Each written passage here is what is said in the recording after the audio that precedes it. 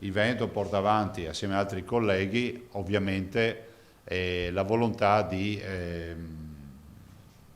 proporre di poter aprire tutto.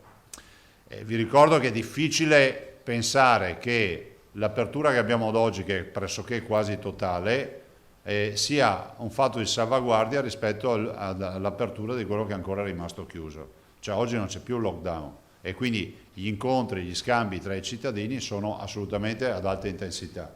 Per cui pensare che il capro espiatorio di questa partita debba essere la parrucchiera, il barbiere, l'estetista o i negozi, decisamente no. Altri colleghi la pensano come me. Il Veneto, come altre regioni d'Italia, è pronto alla riapertura totale. È emersa una linea comune nel corso di una videoconferenza con altri governatori e con una richiesta precisa al governo. Io spero che il buonsenso imperi e si possa pensare a quantomeno a dare la facoltà alle regioni di poter attivare delle aperture, magari giustificando con una relazione le motivazioni per cui si vuole aprire. Per quanto riguarda il Veneto, siamo disponibili ad aprire tutto subito.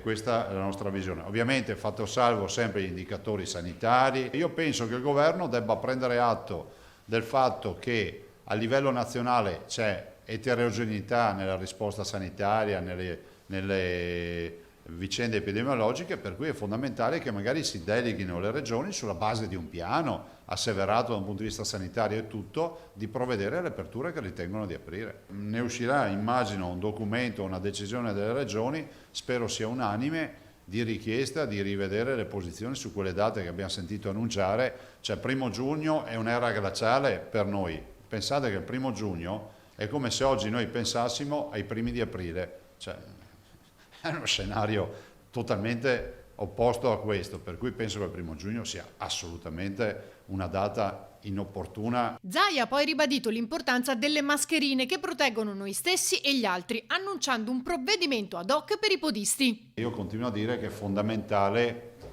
che la mascherina diventi un accessorio che ci accompagna in questa fase della vita.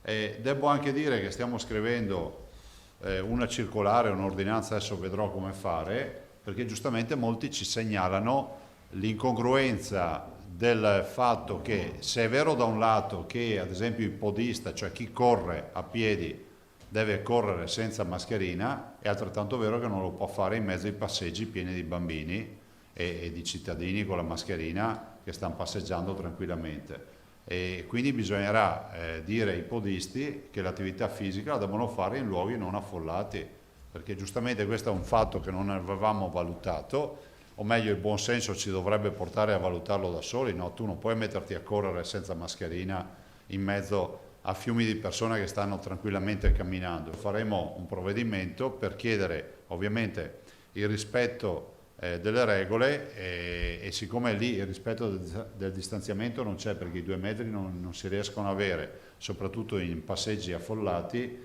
dico che stiamo provvedendo.